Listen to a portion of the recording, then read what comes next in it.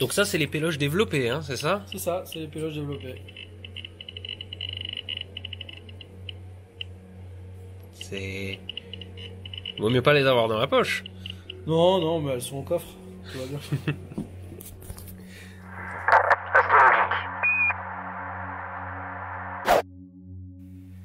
Bonjour tout le monde. Alors, autant j'ai préparé la vidéo, autant j'ai pas spécialement prévu d'intro. Donc ça commence bien. On est vraiment bien reçu. Voilà, c'est ça.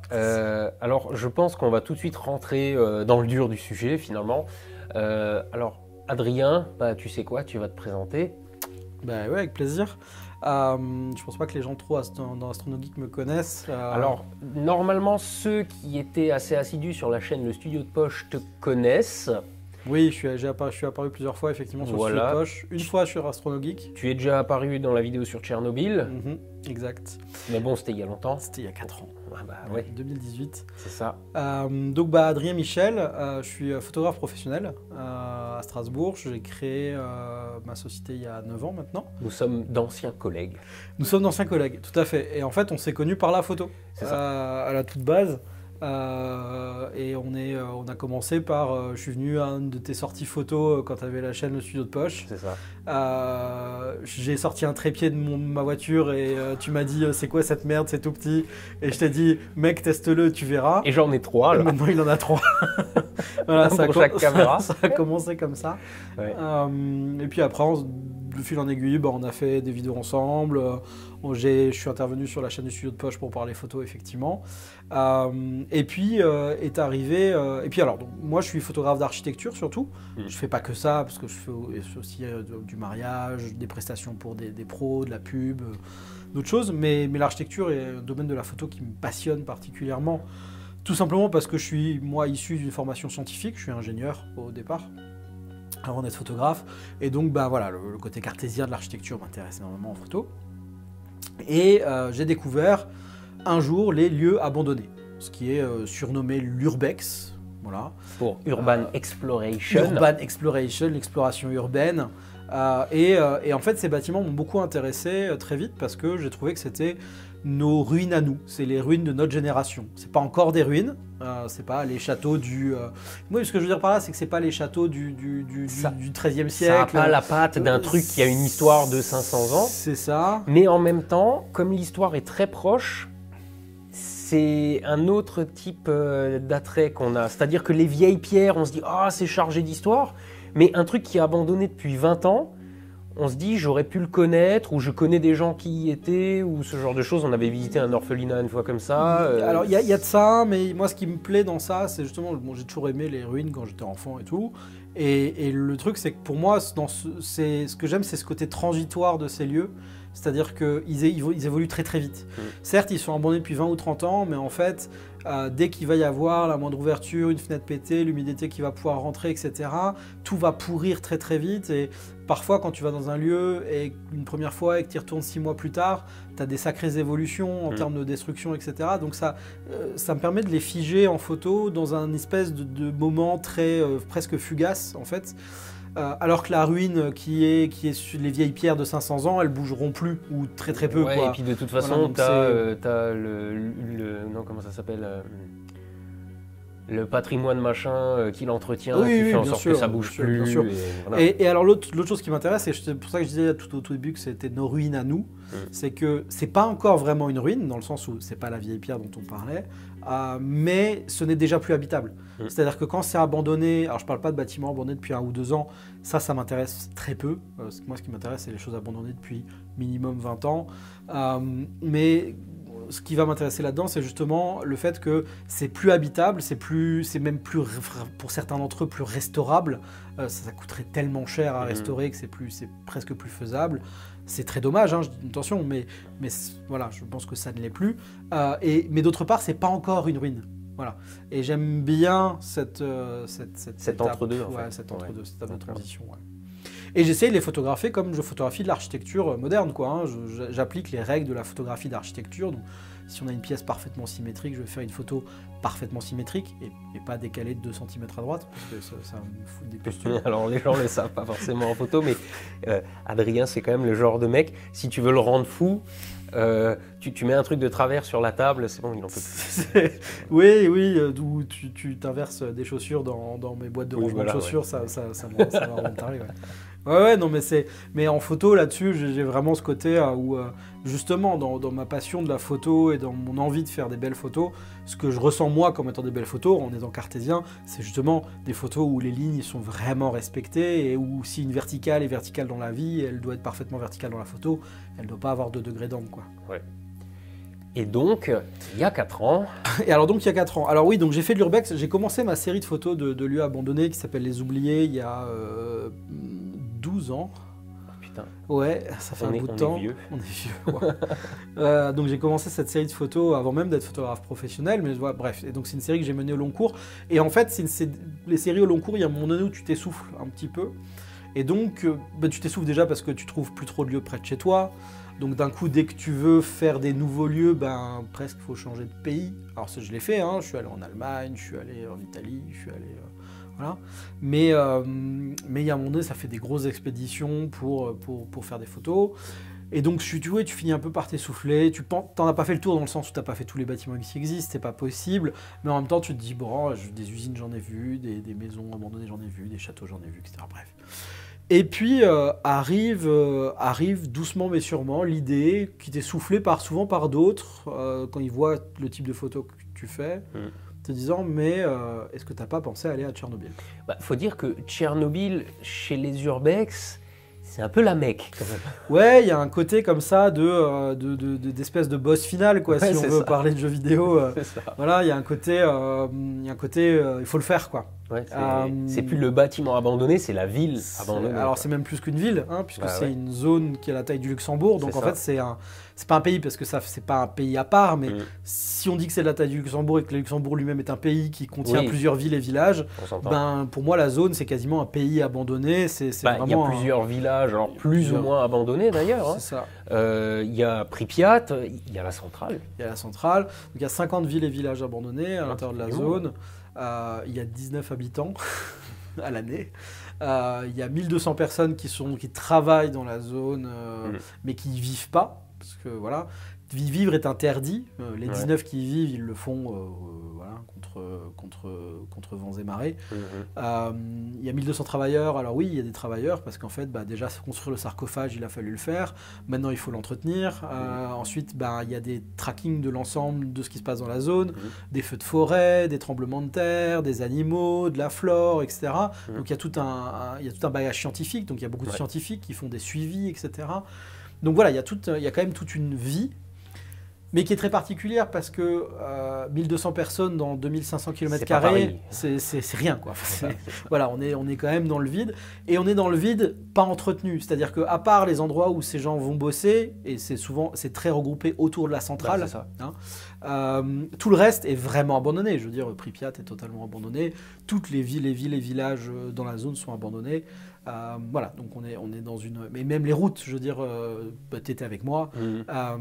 Et donc oui, donc j'ai ce voyage qui arrive, et puis il y a un premier ami, Nicolas, qui se montre très motivé par y aller. Il faisait pas d'urbex jusque-là. C'est pas forcément lui ce qui le motivait. Après, moi, j'aime bien l'urbex, mais je suis pas le genre à, justement, moi, me motiver à aller faire un truc tout seul dans mon coin, à faire 500 bornes ou je sais pas quoi. Alors voilà, donc ce qui fait que moi, j'avais pas envie de faire ce voyage tout seul, donc tu fais appel à des copains. Et tu dis, voilà, j'ai ce projet, ça t'intéresse ? Oui, non, je te laisse le temps de réflexion quand même. Mais bon, toi, tu l'avais bien vu quand tu m'as demandé, moi tu me proposes un truc un peu débile et hors du commun, je mets pas longtemps à répondre, quoi. Voilà. Et donc Arnaud était de la partie. Et quand tu vas à Tchernobyl, c'est un peu particulier, un peu compliqué, parce que déjà tu vas pas comme ça. Alors, il y en a certaines personnes qui y vont comme ça, parce que alors on parle d'urbex, donc l'urbex, globalement, tu rentres souvent de manière pas légale dans les bâtiments, c'est-à-dire que tu passes par une porte pétée. Il y a une notion de clandestinité dans l'urbex qui est quand même assez présente. Ouais, il y a une notion de clandestinité.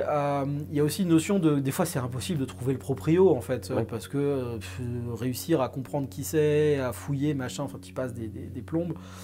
c'est très compliqué. La zone, je me suis dit que j'avais pas envie de jouer avec ça, parce que certes, certaines personnes le font, mais déjà, c'est grand, qu'il y a des barrages pour rentrer. Donc, alors oui, tu peux aller à des endroits où les grilles sont peut-être pétées. Je me souviens des mecs avec la mine patibulaire et la calache dans les mains. Voilà, c'est pas trop envie de jouer avec eux, quoi. Moyen dans le fun. Donc, tu te dis, bon, j'ai pas envie de jouer, j'ai envie de les faire dans les règles. Je sais que c'est faisable dans les règles. Parce que je sais que je peux organiser les choses. Je ne savais pas encore comment à ce moment-là, mais je savais que je pouvais organiser les choses. Et donc je commence à me renseigner, et faisant partie du milieu de l'urbex, tu te renseignes, tu regardes qui y a déjà été, tu demandes comment ils ont fait, tu te renseignes, et tu te rends compte que l'une des choses les plus simples les plus simples et les plus difficiles en même temps, c'est de commencer par trouver un guide. Parce que ce guide, c'est lui qui va t'ouvrir les portes.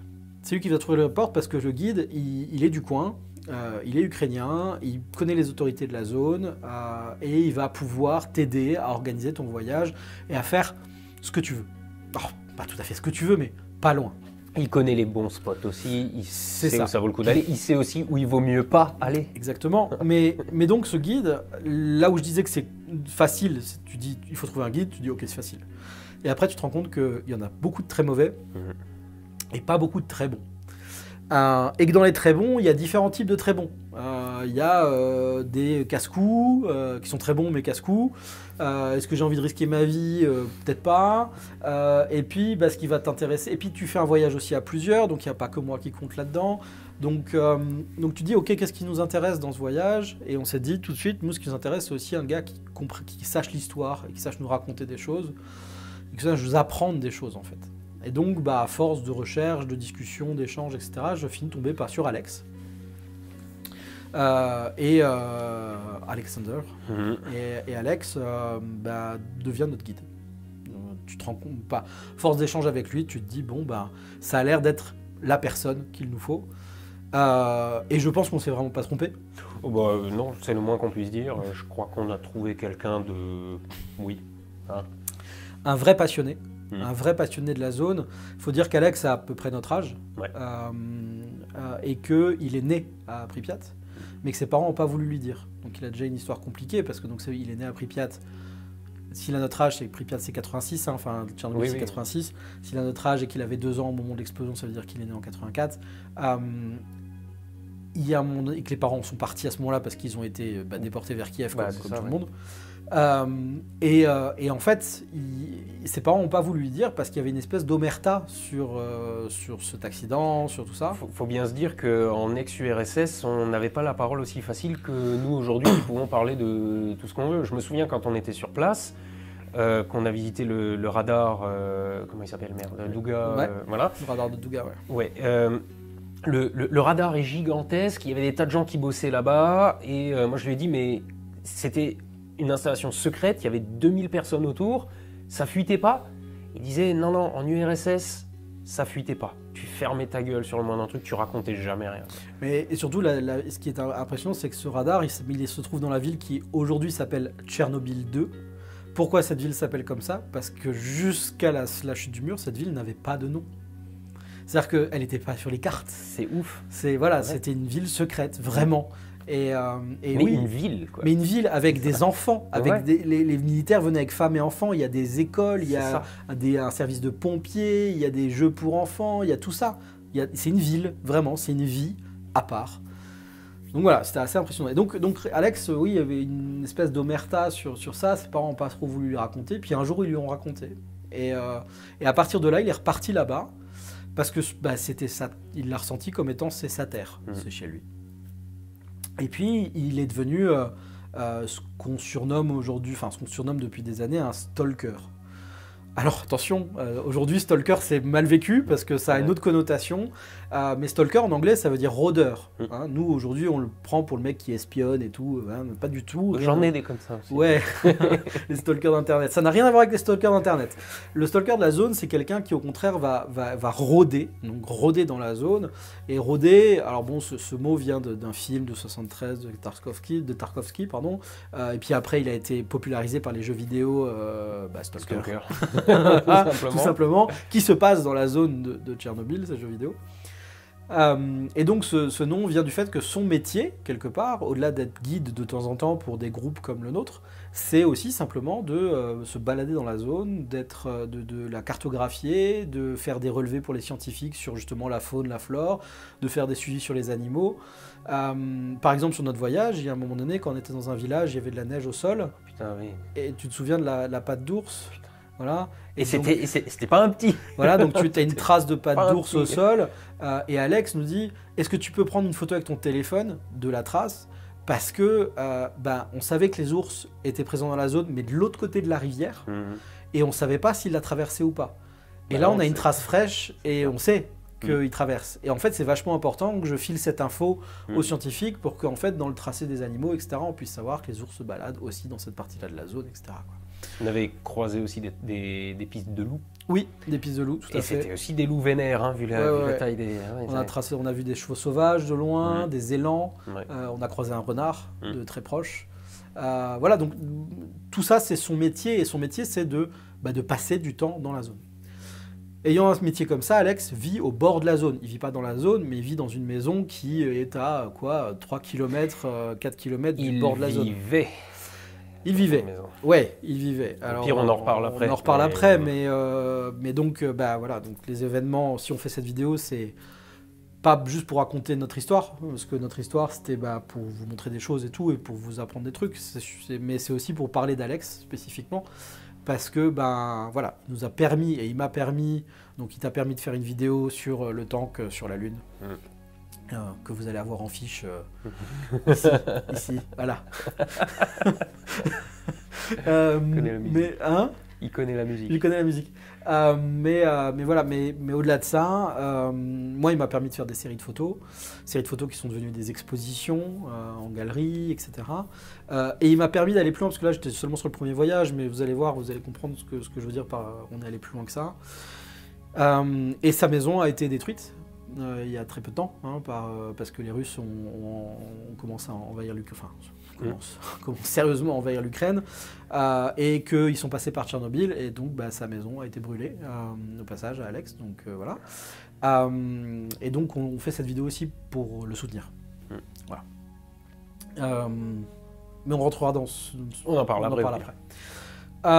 Donc je disais, voilà, donc on a pu faire ce premier voyage.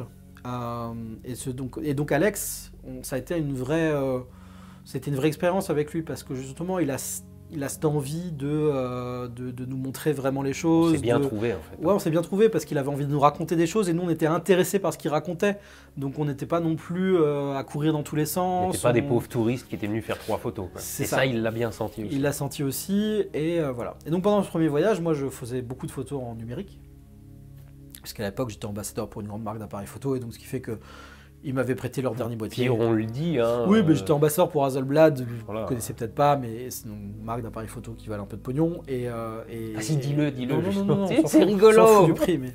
Donc, Ah non, mais ça vaut le prix d'une grosse voiture. ça vaut le prix d'une grosse voiture. Plus vraiment maintenant, mais bref, à l'époque, oui, c'était cher. Et donc ils m'avaient prêté leur dernier boîtier pour faire des photos avec, sur ce voyage. Mais j'avais quand même pris un boîtier argentique. Et j'avais fait un peu de photos argentiques sur place. Et Alex m'a vu faire des photos argentiques. Et ça va compter pour la suite de l'histoire. Et donc voilà, donc on a passé du temps dans la zone, on a passé du temps avec ces gens, parce que je dis ces gens parce qu'il y avait Alex certes, mais il y avait aussi sa compagne, et puis il y avait notre chauffeur, Nikolai, et il y avait celui qui nous logeait, Sergueï, et sa famille, puisqu'il y avait sa femme, sa fille. Et ces 3 Ukrainiens nous ont vraiment beaucoup donné, je trouve. C'est-à-dire qu'ils nous ont donné de leur temps, ils nous ont donné de leur connaissance, ils nous ont donné du bonheur, ils nous ont donné de la bonne humeur, et ils étaient avec nous tout le temps. Quand la veille on avait un peu trop picolé, Putain, mais on a eu des soirées mémorables des soirées là-bas. mémorables. Enfin, moi je m'en rappelle parce que j'ai pas bu. Toi, je sais pas si tu t'en rappelles. Non, je m'en souviens pas beaucoup, mais je me souviens d'Alex me débouchant une canette de Red Bull sous le nez quand il voyait ma tête sortir de la chambre le lendemain matin en me disant mec vas-y bois ça, tu verras, dans une demi-heure ça ira mieux, parce que 2 heures plus tard il fallait être sur le pont, il fallait commencer à faire des Oui, photos. et parce qu'on puis était là pour ça, surtout quoi. l'alcool de la veille, c'était de la moonshine de compète. Quoi. Putain, l'alcool de la veille, ouais. Fabriqué par Sergueï dans son abri de jardin, Oh, putain. voilà. Un sacré morceau d'histoire. C'était ça aussi. mémorable. Ouais. Donc voilà, donc tout ça faisait que on a vraiment vécu avec eux et ils nous ont donné énormément, alors qu'ils possèdent vraiment assez peu. C'est pas des richards, ouais. C'est vraiment pas des gens riches, même au niveau de leur pays, et puis par rapport à notre niveau de vie d'Européens. Disons que l'Ukraine, c'est pas un pays du tiers-monde, mais c'est vrai que c'est moyennement comparable quand même. Ouais. T'es dans une zone plus reculée du monde, tu le sens tout de suite quand dans ce petit village dans lequel on était, il y a une seule boutique qui fait la taille d'un 50 mètres carrés, et dans ce 50 mètres carrés, il y a de tout, mais vraiment de tout, c'est-à-dire qu'il y a tout ce qu'il y a dans un vrai supermarché, mais en micro-quantité, et tu sens que les approvisionnements sont peut-être pas si souvent, et que, enfin voilà, donc c'est quand même assez particulier, quoi. Et en plus d'avoir de tout, ils ont aussi du poisson séché qui a été pêché, séché pendant 3 mois dans le fumoir. Voilà, c'est une autre vie, c'est aussi une autre météo. Putain, c'était quand? C'était en février. Ouais, en février. Tout le temps qu'on était là-bas, on avait une poudreuse. Parce que chez nous, la neige, elle tombe à un moment, le lendemain c'est de la bouillabaisse, c'est plus vraiment de la neige et tout. Là-bas, il a fait moins 10, 21. Moins 20. On a eu moins 20 des jours, sur un des 3 jours, on a eu moins 20. Ouais. Et c'était de la vraie neige, on avait notre petite couche de neige qui n'a pas fondu, machin, malgré le fait qu'on ait été en plein soleil pendant... C'est ça. Alors on a eu une météo assez incroyable, parce qu'effectivement il y avait de la neige partout, mais on a eu plein soleil quasiment tous les jours. C'était vraiment la météo, alors je vais pas dire sibérienne, parce que la Sibérie c'est plus au nord, plus à l'est, mais c'était vraiment le climat continental, le vrai de vrai. Voilà, c'est ça, c'est un vrai climat continental, le vrai de vrai, donc il fait vraiment froid, et tu sens que tu es ailleurs, c'est-à-dire que on a eu toutes les autorisations qu'on voulait. J'avais organisé le voyage avec Alex, donc on savait où on allait aller. Chaque jour, on avait vraiment un trip prévu pour aller dans tel et tel bâtiment, pour pouvoir faire telle et telle photo, etc. Et on avait nos autorisations, on passait les checkpoints, donc gardés, armés, etc.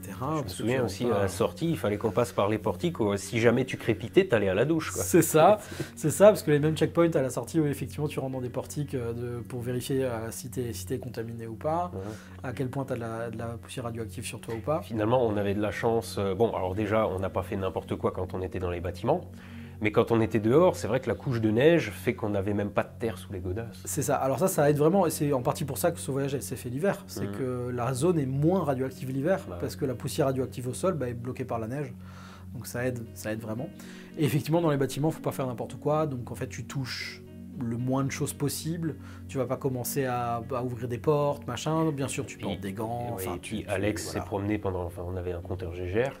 Ouais, et il y a des moments, ça crépitait, on disait écoute, là on va contourner un peu, quoi. C'est ça. Parce que là, a priori, il y a peut-être un petit morceau de graphite encore qui traîne par terre. Je me souviens, on s'est arrêté, c'était près d'une tour de refroidissement. Il y avait un grain de sable par terre, un grain de sable noir, mais on le détectait à 10 mètres. C'est ça. Et il nous a dit, dans la tour de refroidissement, il nous a dit, les gars, on reste 2 minutes. Voilà, dans 2 minutes, on s'en va. Ouais. Et ça crépitait, ouais. Donc, et en plus de nous dire dans 2 minutes on s'en va, moi j'aurais adoré pouvoir faire une photo en étant tout au centre, moi qui aime les photos symétriques et tout, j'aurais adoré être tout au centre de la tour de refroidissement pour faire une photo vue en l'air, pour avoir vraiment la tour parfaitement symétrique et tout. Et il m'a dit non, là on va pas. Et quand Alex te dit, et c'était pas le premier jour du voyage, quand il te dit là on va pas, tu sais qu'on y va pas. Là on va pas. Et c'est pas qu'il y ait quelque chose d'interdit à voir ou quoi que ce soit, ça n'a rien à voir, ça n'aurait rien changé, on le voyait. C'est juste que c'est pas bon pour la santé d'y aller. Là c'est pas bon pour la santé d'y aller, donc t'y vas pas. Et donc tu fais effectivement gaffe comme ça. Sur le deuxième voyage, toi t'y étais pas, mais sur le deuxième voyage, à un moment donné, on s'est approché dans Pripyat, on s'est approché simplement d'une plaque d'égout. Qui était au sol, et il se trouve que le métal retient très bien la radioactivité aussi, et là aussi le GGR a commencé à partir dans les tours à 3 mètres de la plaque, et plus tu t'en approchais, plus il faisait comme ça, et il disait voilà, c'est elle en fait. Ouais, et je me souviens quand on y était justement au centre de Pripyat, la Grand Place avec la fameuse roue que tout le monde veut aller voir, c'est là aussi où les liquidateurs ils venaient béner leurs trucs. C'est aussi là où les hélicos se posaient. Voilà, et donc la zone est encore dégueulasse. Ouais. Et pendant qu'on était là-bas, il y avait parfois des cars de touristes qui venaient, et les mecs ils allaient s'asseoir là-dessus, faire des selfies, etc. Mais quand toi tu venais derrière avec le GGR, le truc il sifflait. Et donc le mec il s'est assis sur le truc, il avait bien de la poussière radioactive sur le cul. c'est moyen, donc c'est vrai que c'est bien d'y aller avec un guide qui... Bah oui, parce qu'un quart de touriste, alors à l'époque où l'Ukraine n'était pas en guerre, c'était faisable. Je veux dire, tu allais à Kiev, tu avais comme ça, des espèces de tourbus qui partaient de Kiev, qui te faisaient l'aller-retour dans la journée, et en fait, ils t'emmenaient dans les deux endroits que tout le monde veut voir, c'est-à-dire la centrale, pas dedans, mais ils te mettaient à l'extérieur, et puis tu rentrais dans Pripyat et t'allais à côté de la Grand Roue. Et une fois que tu avais fait ça, tu rentrais dans le bus et merci, bonsoir, monsieur, dame, quoi. Hein. Donc déjà, c'est très limité ce que tu vas faire. Et en plus, tu le fais pas dans des conditions intelligentes parce que d'un coup, tu les vois effectivement s'asseoir dans ces trucs-là, alors que toi, à 2 mètres, ça commence à crépiter de ouf. C'est ça. Et t'as Alex qui fait t'approches pas plus. Et toi, tu fais ok, je m'approche pas plus. Voilà. Donc, et puis après, il y a aussi un autre truc, c'est que simplement en tant que photographe, alors déjà en tant qu'urbex, t'oublies le quart de touriste, et puis en tant que photographe, dans un truc organisé où ça court dans tous les sens, t'as pas le temps de dire je me pose, je fais mon cadrage proprement et tout, tu peux pas. Et oui, c'est certain. De toute façon. Et bien sûr, en plus, quand tu fais des photos de lieux à l'abandon comme ça, qui sont pas éclairés, qui sont etc. Faut prendre le temps de le faire bien. T'es sur trépied, tu fais des photos sur trépied, en pose plutôt lente, etc. Donc ça va te prendre du temps. Et vu qu'en plus je suis un peu perfectionniste, obsessionnel. Totalement obsessionnel, avec mes cadrages, un cadrage va me prendre un peu de temps. Par contre, quand je vais pas faire 112 photos, c'est-à-dire que quand j'aurai trouvé le cadrage qui va vraiment me plaire, je vais la cliquer 2 fois pour avoir juste une de sécu, et puis on peut enchaîner, je vais ailleurs. C'est ça. Voilà. Donc c'est plus long et en même temps pas beaucoup plus long que quelqu'un qui va rentrer dans une pièce et qui va faire 150 photos de la même pièce en espérant d'avoir une bonne. Le but c'est qu'elle soit bonne tout de suite. Mais ça va prendre 10 minutes à la faire. C'est le jeu. Après tout, aujourd'hui avec le numérique, on a tendance à rafaler, mais bon, avec une péloche argentique, tu réfléchis 2 fois. Tu réfléchis à 2 fois, ça c'est sûr. Mais même en numérique, je préfère réfléchir à mes cadrages plutôt que rafaler. Ça me fait aussi gagner du temps en post-prod. Hein. J'ai moins de sélection, j'ai moins de déchets. C'est ça. Je passe moins de temps à virer des trucs qui sont pas beaux, quoi. Donc voilà. Donc ça c'était le premier voyage. Et ce premier voyage était vraiment excellent. On a passé un moment... On s'est éclaté. Voilà, merveilleux. Et je le redis, on a passé un moment merveilleux avec des gens, grâce à des gens merveilleux, qui nous ont donné beaucoup. Et moi, j'ai eu une chance folle parce que ces photos ont beaucoup plu à la marque Hasselblad avec qui je bossais à l'époque. Et ils m'ont exposé à Arles l'été suivant, à la grande expo, le grand festival de photos d'Arles. Donc j'avais 8 photos faites là-bas, exposées à Arles grâce à ça. Donc j'ai aussi un peu gagné en renommée grâce à ça, et donc clairement grâce aux Ukrainiens et grâce à Alex particulièrement, qui a été qui a été celui qui a finalement tout organisé. Alors certes, moi j'avais mes demandes, je lui disais j'ai envie d'aller là, j'aimerais bien qu'on fasse ça pendant la journée, etc. Mais c'est lui qui a tout mis au point, c'est lui qui a fait nos autorisations, enfin qui nous a... Parce que bon, comme tu disais, c'est grand comme le Luxembourg, donc bon, ok, il y a Pripyat, tout le monde connaît Pripyat, mais on est allé voir tous les petits patelins en baraques en bois et tout, des trucs défoncés. Et oui, parce qu'en fait les baraques en bois, alors on en parle des baraques en bois, parce que Pripyat c'est une ville qui était une ville soviétique, moderne, qui se voulait comme étant une ville modèle, etc., pour un peu concurrencer les villes américaines. Mais les villages ukrainiens ne sont pas du tout comme ça. C'est des maisons en bois avec un design assez particulier, très reconnaissable. Une fois que tu en as vu une, elles se ressemblent beaucoup, mais avec à chaque fois des couleurs très différentes, etc. Et ça, c'est les villages où vraiment les Ukrainiens vivaient. Et donc on est aussi allé voir ce genre de village-là. On a aussi été voir des villages dans lesquels ils avaient ensuite mis des scientifiques qui ont commencé à inspecter la zone à l'époque, juste après la catastrophe, qui s'appelle le village des pionniers. Donc ils nous ont emmenés voir des choses qui sortaient totalement des sentiers battus et de ces images habituelles qu'on voit de la zone. Et ça aussi, c'était vraiment passionnant. C'est aussi grâce à lui qu'on a connu Sergueï, qu'on s'est fait héberger par Sergueï. Enfin, il nous a fait un truc clé en main pour vraiment qu'on vive ce moment. Et ça, c'était c'était vraiment super. Et tu sentais qu'il était là pour nous. Et on est revenu avec clairement un passionné. Un passionné. Et on est revenu avec des images vraiment passionnantes, que je trouve moi intéressantes. Et voilà, avec cette possibilité d'expo que j'ai eu derrière, c'était vraiment incroyable. Et quelques semaines, dans l'été, Alex m'envoie un message en me disant j'ai retrouvé ça, accompagné d'une photo faite au téléphone portable, et c'était 10 rouleaux de pellicule argentique, donc de pellicule photographique, moyen format, neuve, emballées dans leur boîte en carton. Et c'était de la pellicule soviétique. Et en fait, le truc, c'est qu'elles avaient traîné, il les a trouvées dans la zone. Voilà. Et donc elles ont traîné et il les a trouvées là. Et elles dataient, c'est des pellicules qui dataient d'un peu avant l'explosion. Et donc ça veut dire qu'elles sont restées là pendant 30 ans, voilà, qu'elles ont 30 ans de vieillesse. La radioactivité, le machin. Le champignon. Elles sont restées là pendant 30 ans. Ça. Quoi. Et donc il me dit, si tu reviens, elles sont à toi. Bon, grosso modo, hein, je résume, mais en gros c'était un peu ça. Et t'es là... Oui. On va revenir alors. On va revenir. Il y avait pas que ça, il y avait aussi le fait que, encore une fois, à 2500 km² sur le premier voyage, t'as beau y rester plusieurs jours, on n'avait pas tout vu, mais de très loin pas, quoi. Je veux dire, et alors tu m'avais proposé de venir à ce moment-là, mais c'était vraiment pas le bon moment pour moi, sinon j'y serais retourné aussi, quoi. Donc voilà, il y avait vraiment cette envie de compléter, voilà, de compléter sur un second voyage, et puis il y avait cet attrait de ce projet. Alors un projet compliqué parce que tu te dis qu'est-ce que ça va donner. Déjà, tu commences à te renseigner sur alors la pellicule photo, c'est exactement comme de la nourriture. Si tu mets de la nourriture dans un bol, tu la mets sur ta table de salle à manger et tu la laisses plusieurs années traîner, elle va faire la gueule. Ça va faire la gueule.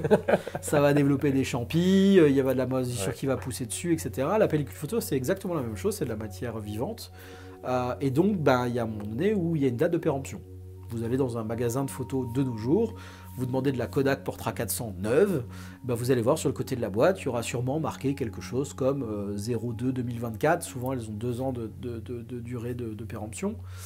Ça dépend depuis combien de temps elles sont dans le magasin photo, mais bref, globalement c'est ça. Et donc voilà, il y aura marqué ça sur la boîte, et vous savez que vous pourrez les utiliser jusqu'à cette date-là, et après cette date-là, elles vont commencer à pourrir. Elles vont se dégrader et la qualité est plus vraiment garantie, on va dire. C'est ça. Et plus tu laisses de temps, plus ça va se dégrader. À un moment donné, voilà, c'est exactement comme le coup de la bouffe. Hein. Je veux dire, tout le monde sait que passer 3 jours après la DLUO, tu peux encore manger le yaourt, globalement. Mais si tu le laisses 30 ans, si tu laisses 30 ans, je te mets au défi de bien vouloir le manger, le dit yaourt. Ah, c'est plus du yaourt, là, c'est même plus du fromage, c'est plus du comté. Je ne sais pas ce que c'est. Oh, putain. Je ne sais pas ce que c'est. Mais voilà. Mais grosso modo, tu es sur des choses qui vont... Donc la pellicule, qu'est-ce qui va se passer quand elle vient vieillir? Déjà, elle va être de moins en moins sensible à la lumière. Elle va perdre en sensibilité. Ça se combat, entre guillemets, sur l'appareil photo en l'exposant plus, donc plus longtemps, tout simplement. Donc en faisant des temps de pause plus longs. Là-dessus, il y a une donnée que j'ai trouvée sur un vague forum, un moment sur Internet, qui disait que grosso modo, tous les 5 ans, elle perdait la pellicule un stop de lumière. Donc il fallait l'exposer grosso modo 2 fois plus longtemps pour chaque 5 ans de péremption. Donc tu te dis, bon, 30 ans, allez, 6. Donc tu fais x12. x2, bref. Ok, bon, ça fait que la pellicule, tu vas l'exposer vachement longtemps. Bon, c'est comme ça. Je suis prêt à ça. De toute façon, je suis tellement long à mettre en place ma photo que de toute façon, je suis plus à ça près de faire poser longtemps l'appareil photo. Donc ça, c'était le premier paramètre. Mais c'était vraiment le paramètre le plus simple, au final. Le vrai paramètre compliqué, c'est est-ce que je vais avoir des photos ? Donc, ce paramètre-là, je ne pouvais pas y répondre. Parce qu'il y a aussi un truc, c'est que ce n'est pas des péloches qui ont été conservées dans des conditions optimales pendant 30 ans. Parce que ta péloche que tu achètes et que tu gardes au frais, au sec, dans ton placard, machin et tout, c'est une chose.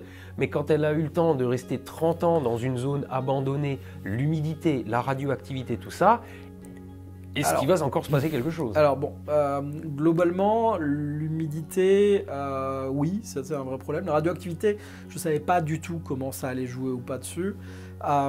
Néanmoins, une péloche se garde très très bien dans le froid.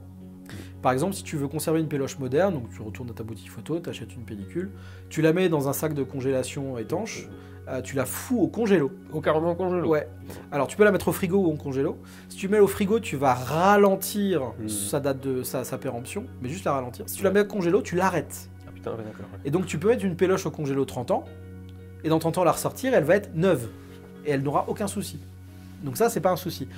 Ce qui fait que j'ai eu un avantage là-dessus, je pense, c'est que les hivers ukrainiens sont tellement froids. Ouais, t'as gagné un peu, quoi. Je pense que j'ai gagné un peu au passage. Je pense que ça les a bloqués pendant quelques mois chaque année. Voilà, donc ça a dû jouer dans le fait que c'était peut-être plus facile. Et j'avais trouvé un gars qui avait acheté des pellicules équivalentes aux miennes, mais qui n'avait qui venait pas de la zone, etc. Mais le même modèle, même marque, à peu près les mêmes années.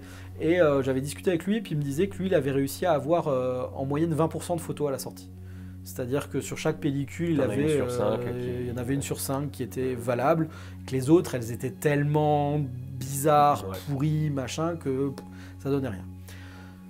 Donc bah, tu pars avec cet état d'esprit en te disant je peux pas tester, les pellicules sont là-bas, j'organise un voyage. Et en plus, c'est pas du numérique, tu peux pas voir le résultat direct. Tu fais ta péloche et après... Alors bon, donc j'avais ces boîtes là de pellicules, donc boîtes en carton, tu les ouvres, donc déjà elles sont extrêmement fragiles, t'as très peur d'en casser une, ne serait-ce qu'en la mettant dans l'appareil et puis en remontant l'appareil, tu te demandes si ça va pas craquer à l'intérieur, etc. Finalement, c'est pas arrivé. Et donc, tu fais des photos. Et j'avais donc 10 pellicules sous la main. Enfin, Alex avait 10 pellicules. 10 rouleaux, pardon, ouais. Et j'ai utilisé un appareil photo qui me permettait de faire 8 photos par pellicule. Parce que c'est donc du format moyen format, 10 format 120. Donc c'est un rouleau de pellicule qui a une longueur, qui a une hauteur fixe qui fait 6 cm et qui a une longueur fixe aussi. Mais dans cette longueur fixe, tu peux faire le nombre de photos que tu veux. Mais ça dépend de l'appareil photo que tu as. Tous ces appareils dans lesquels tu peux mettre ces pellicules sont des appareils 6 par quelque chose. Bah oui, parce que 6 c'est la hauteur, et le par quelque chose c'est en fait le format. La largeur de ta photo. C'est ça. Donc tu as des 6 par 4,5, tu as des 6 par 6, tu as des 6 par 7, des 6 par 8, des 6 par 9, des 6 par 17. Des 6 par 12, bref. 6 par 17, c'est du vrai panoramique. Ouais. Clair, ouais. Et donc, vu que ta longueur de pellicule est finie, plus tu as un appareil qui va avoir une multiplication par quelque chose grande, moins tu vas pouvoir faire de photos sur la même pellicule. Donc, par exemple, en 6 par 4,5, tu peux faire 16 photos. En 6 par 6, tu peux en faire 12. Moi, j'ai utilisé du 6 par 9, et donc je pouvais faire 8 photos par pellicule. 10 pellicules, 8 photos, 80 photos, je savais que c'était le max que j'allais pouvoir faire sur ce projet, que je ne pourrais pas en cliquer une de plus. Sans compter que tu partais du principe qu'il y en aurait 20% de bonnes.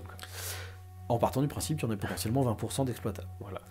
Alors j'ai décidé néanmoins de faire que chaque photo soit différente. Je ne voulais pas doubler ou prendre 2 appareils photo et faire au même endroit 2 fois prendre potentiellement la même photo, j'en sais rien.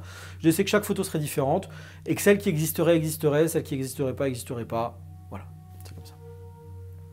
Ensuite, on fait ce deuxième voyage, qui s'est très bien passé aussi, forcément.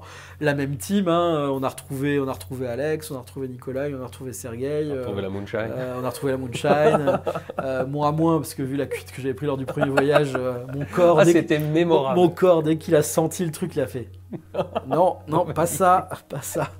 Bref, mais en tout cas, voilà, on a été sur ce deuxième voyage suivi de la même façon et on a pu faire des trucs très différents du premier voyage. Quelques petits trucs qu'on a refait parce que t'étais pas là, donc on avait un nouveau 4e membre qui voulait revoir certaines choses, mais donc ce qui fait qu'on est retourné au radar par exemple, on y est resté vachement moins longtemps. Ouais. On a pu rentrer dans la centrale, par exemple. Ça, je regrette. Oh, putain. On a pu rentrer dans la centrale, donc on n'a pas pu rentrer dans le réacteur 4, faut pas déconner. Mais on est rentré dans le 3, donc sous le sarcophage, donc on était vraiment dans le sarcophage, le réacteur qui est le réacteur jumeau de celui qui a explosé. Et donc on était dans la salle de commande, dans la salle des pompes à eau, voilà, on était vraiment dans la centrale. Ce qui était une sacrée expérience. Et au-delà de la centrale elle-même, on a vu plein d'autres choses qu'on n'avait pas vues avant. Des usines en particulier, des lieux plus particuliers de Pripyat que je voulais absolument voir comme une piscine olympique. Enfin voilà, il y a des choses qu'on a pu voir, qu'on n'avait pas vues sur le premier voyage. Et voilà, et ça a été un deuxième voyage tout aussi enthousiasmant et tout aussi fou. Et donc il fallait développer ces pellicules. Je suis sorti de là, tu as des pellicules, tu as 10 rouleaux remplis. Et là, il a fallu trouver un labo. Alors pareil, je m'étais renseigné avant. Tu peux pas juste les envoyer...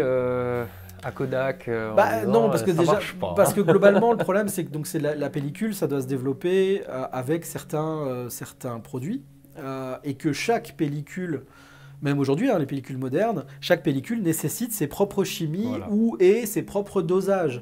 Par exemple, si tu travailles en noir et blanc, ce qui est potentiellement le plus simple d'un point de vue chimie, parce que la couleur c'est beaucoup plus compliqué. Si tu travailles en noir et blanc d'un point de vue des chimies, tu vas très vite te rendre compte qu'une Berger Panchro, qui est donc une noir et blanc, et une Kodak TX400, qui est aussi noir et blanc, se développent pas du tout de la même manière, avec pas les mêmes chimies. C'est ça. C'est comme ça.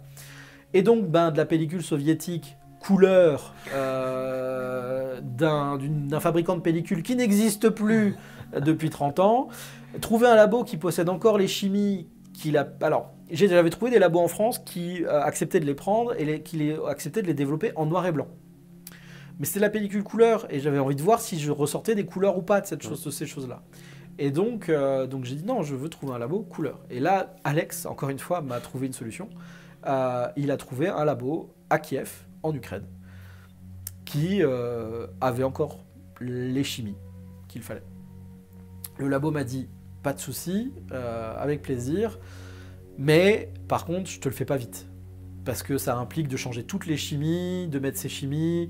En plus, ça va développer plus longtemps parce qu'elles sont vieilles, machin. Ouais. Donc bref, il m'a dit, je te le ferai quand je pourrai. Ça a mis du temps. Ça a mis beaucoup de temps. On parle en mois. Ouais. Alors ça n'a pas mis des mois de développement, mais ça a mis des mois à finir par se faire. Et quand ça s'est fait, d'un coup, un jour, pareil, je reçois une photo faite au smartphone de mes pellicules posées sur une table lumineuse. Et c'est une photo, pas de chaque photo de détail, c'était une photo des 10, comme ça, de haut. Et j'étais là. Bon, déjà, je voyais qu'il y avait des photos. Je ne les voyais pas en détail, mais tu voyais qu'il y avait des photos. Ouais. Et tu voyais qu'il y en avait sûrement un peu plus que 20%. Et donc, j'étais là. Yes. Putain, il y a des photos. Ça, c'est cool. Ouais. Voilà. Bon. Tu fais revenir les pellicules en France. Là, bon, je vous passe les détails, mais il a fallu trouver une manière de les scanner, parce que je ne possédais pas encore de scanner à pellicule, ce que je possède maintenant, mais à l'époque, non. Donc il a fallu trouver une manière de les scanner et Oui, parce que ça se met pas dans le premier scanner venu, il faut du scanner très haute définition pour scanner un truc qui est grand comme ça. T'as envie de trouver t'as envie d'en sortir le max, donc en plus voilà, tu vas chercher vraiment des scanners très haute définition effectivement. Là aussi la marque avec laquelle je bossais jusque-là, Zolblad, m'a bien aidé parce que finalement c'est eux qui fabriquent l'un des scans les plus définis, le Flexlight. Et grâce à eux, j'ai trouvé en fait quelqu'un qui en possédait un sur Strasbourg et puis j'ai pu scanner grâce à cette personne que je remercie beaucoup, qui s'appelle Impression Panoramique. Voilà, petite pub gratuite au passage, ce n'est pas sponsorisé, mais les gars d'Impression Panoramique sont des passionnés d'argentique qui m'ont dit mais mec, vu le projet, viens on te les scanne. Ils étaient dedans tout de suite. Ils étaient dedans tout de suite. Et au final, il y a 50 photos. Je disais que je pouvais en faire 80. Sur 80, c'est pas mal. Hein. Il y en a 50. Donc il y a clairement 3 pellicules entières qui sont foutues. C'est-à-dire qu'il n'y a vraiment pas d'image dessus. Il y a vraiment... Il y a rien de lisible. Il y a trop de champignons, on voit rien apparaître en fait. Voilà. Et puis il y a donc 50 photos. Sur les 50, il y en a vraiment 10 que je trouve pas bonnes, pas intéressantes. Ça c'est ma faute. Parce que je suis pas bon à chaque fois, malheureusement. Et voilà, donc ce qui fait qu'à la sortie, il y a une quarantaine d'images qui forment une série. Là aussi, c'est un peu trop, donc en réalité, je les crème souvent, j'en enlève souvent encore 10-12, et puis ça fait une série qui se tient vraiment de 20-25 photos, qui sont intéressantes, très différentes de ceux qu'on a l'habitude de voir. C'est le moins qu'on puisse dire. On n'est pas du tout sur une photo clean, hein, voilà, donc parce qu'on voit des champignons, beaucoup, se développer sur la pellicule. Les couleurs sont... passé. Ouais, très très off. C'est-à-dire qu'il y a plus de jaune, il y a un peu de jaune, il y a un peu de vert encore. Tout le reste n'existe pas. Donc le bleu, le rouge, on ne sait pas où ils sont. Il y a des endroits avec des taches de brûlure qui sont dues au plastique des rouleaux de pellicule qui, à certains endroits sur la dernière photo, ont brûlé la pellicule. Il y a des endroits avec des traits qui font penser à de la radioactivité. Je ne peux pas l'assurer avec 100% que c'est ça, mais quand tu compares avec les photos qui ont été faites sur le toit de la centrale en 86 par Igor Kostin, tu te rends compte qu'il avait les mêmes barres régulières qui sont... On a su que c'était ça l'effet de la radioactivité sur la pellicule photo. Donc on peut se dire que c'est ça, mais en même temps ces barres ne sont pas sur toutes les photos. Bref, techniquement, la radioactivité imprime la pellicule comme la lumière, c'est de la lumière. C'est de la lumière. Enfin, les rayons gamma en tout cas sont de la lumière. Donc sur le rendu des photos, n'allez pas croire que le rendu de photos que vous allez sûrement voir par là. De toute façon, je vais mettre en vidéo. Donc voilà, n'allez pas croire que les photos ressemblent à ça à cause de 100% la radioactivité. Non. Clairement, je pense qu'il y a déjà un gros pourcentage qui est dû à leur vieillesse, tout simplement. À l'humidité, à tout ça. Ça, c'est certain. Maintenant, la radioactivité a dû jouer. Sur quoi exactement ? Mystère et boule de gomme. Le truc, c'est que, bon, pour le LOL, c'est sûr de mettre un compteur Gégère sur le truc avec un morceau d'uranium caché derrière, bon, bah, ça fait crépiter. C'était une blague. Mais en vrai, de toute façon, elles ont tellement été lavées lors du développement dans les différents bains et tout, que quand bien même elles étaient radioactives à ce moment-là, aujourd'hui tu les testes, toute la poussière est partie et il n'y a plus... Oui, parce que lorsque tu fais un développement argentique, ça se fait dans des bains liquides, le développement argentique, donc c'est des bains qui nettoient, et donc en fait, voilà, donc tu appliques des nouveaux produits, tu appliques du fixateur, etc. Donc en fait, aujourd'hui, elles sont pas du tout radioactives, ces pellicules. C'est pas ça la question. La question, c'est le rendu qu'elles ont eu. On est d'accord. Et voilà. Il y a beaucoup de gens qui me disent des fois qu'ils pensent que c'est des photos d'époque. C'est très marrant parce que... Ah, et qui ont vieilli 30 ans. Ouais, c'est ça. Ah, ouais. Quand ils les voient, ils se disent mais c'est des photos d'époque qui ont vieilli, t'as retrouvé les pellicules, tu as juste développé. Non, c'est vraiment des photos qui ont été faites en 2019 avec des pellicules qui ont vieilli. C'est vraiment un cheminement différent. C'est comme essayer de rouler avec une bagnole qui a pourri dans un hangar pendant 30 ans. Tu sais pas si elle va démarrer. C'est un peu ça. C'est un peu ça. Et en même temps, tu te dis, bon, c'est des images qui m'interpellent, moi, qui me plaisent, parce qu'elles n'ont pas du tout la perfection. Bah ouais. C'est le moins qu'on puisse dire. Que j'ai l'habitude de faire. Voilà. Truc, Et pourtant, autant la péloche est dégueulasse, autant derrière, tu sens qu'il y a le piqué de l'objectif. Tu sens que j'ai utilisé un très bon appareil photo, que la photo est nette, mais dans le brouillard. C'est ça, c'est assez particulier, mais je trouve que ça redonne à cet endroit qui n'est pas censé être un endroit touristique. Parce que je pense pas que nous on était des touristes dans cet endroit, on y a été pour faire un projet, c'est différent. Mais ça c'est pas censé être un endroit touristique, etc. Et je trouve que redonner un tout petit peu de mystère à cet endroit, c'est pas inintéressant. Et je trouve que cette série rend à Tchernobyl ce côté potentiellement mystérieux qu'un tel endroit devrait avoir. Et donc je trouve que ça, finalement, avoir un sujet dont le fond colle avec la forme, marche, à mon avis, plutôt pas mal. Et donc, nickel, plutôt que d'avoir des trucs tout blancs, tout noirs ou tout moches ou quoi, t'as des photos. J'ai des photos, donc je les scanne, on obtient des fichiers numériques, et tu te rends compte que voilà, il y a quelque chose. Il y a une série, donc je commence à les mettre dans un certain ordre, à les ranger, à essayer d'en faire quelque chose dans ma tête déjà. Et puis quand j'obtiens quelque chose que je trouve cohérent, parce qu'en fait, leur péremption les rend cohérentes, en plus c'est ça qui est dingue, c'est que... Alors elles ne le sont pas totalement dans le sens où tu sens qu'il y a des pellicules qui ont été plus touchées que d'autres, plus abîmées que d'autres. C'est peut-être celles du haut du paquet, qui ont été plus touchées par l'humidité que celles du dessous du paquet. Mais tu sens qu'il y en a certaines photos sont vraiment dures à lire. Je les ai gardées, parce que je trouvais intéressant qu'il y ait certaines photos qui soient vraiment pas simples à lire, et d'autres qui deviennent très lisibles, et où on a même l'impression de ne pas les voir, les champignons. Alors on les voit, mais juste ils sont plus petits, tout aussi nombreux mais plus petits, et donc ce qui fait que... C'est un mauvais filtre Instagram. Ouais, un très mauvais filtre Instagram. Mais non, mais voilà, c'est juste que elles sont... c'est plus petit, plus... Mais, donc voilà, donc il y a des photos. Mais néanmoins, les couleurs, étonnamment, sont assez uniformes. Il y a eu très peu de post-prod sur ces images. Sur certaines, il y a eu un peu de rattrapage de contraste parce qu'il y avait des fois des voiles, vraiment, donc les photos étaient certaines devenaient très laiteuses, grisâtres. Je trouvais que là, elles devenaient vraiment trop dures à lire.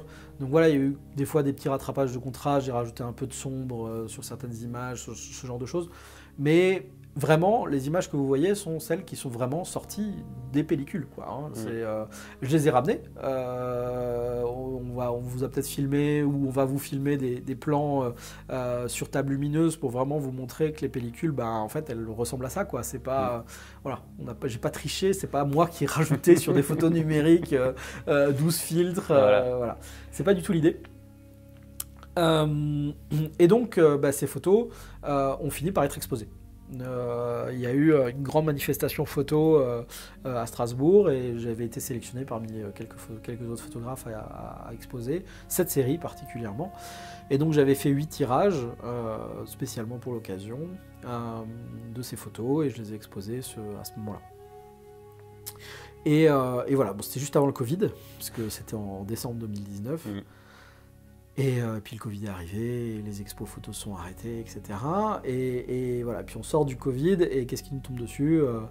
Enfin, pas sur nous. Hein. Ouais, pas sur nous, mais pas bon. sur nous. Mais qu'est-ce qui arrive au monde? Ben voilà, Poutine qui décide de déclarer la guerre à l'Ukraine. Et en l'occurrence au monde, à Alex, quoi. Et en l'occurrence au monde à Alex, tout à fait. Et à son pays, et voilà. Et décide en plus que l'un des chemins... Soit dit en passant, quand on était là-bas, on sentait encore... c'était quoi? C'était la Crimée Ouais, alors il y a ça, et on sentait surtout qu'il fallait surtout pas parler russe. Ah putain, là-bas, c'est... Ouais, Ouais, ils en avaient gros sur les Russes. Ils ont de gros sur les Russes. Mais tu te souviens... non, t'étais pas au deuxième voyage. Au deuxième voyage, quand on est rentré dans la centrale, il y a un tableau à l'entrée du second sarcophage, du nouveau sarcophage, qui est la liste des pays qui ont donné de l'argent pour payer ce sarcophage. Et ils sont par ordre décroissant de millions d'euros donnés. Ouais. Et donc tu as l'Europe tout en haut, juste après la France, l'Allemagne, les États-Unis très vite, tu vois, et puis on parle de 500 millions ici, 400 millions là, machin. L'Ukraine est dans le lot, mais c'est un pays avec moins de moyens, donc ils ont donné clairement aussi, enfin voilà. Quel est le pays qui est tout en bas de la liste? La Russie, moins d'1 million. Oh, putain, Et t'es là.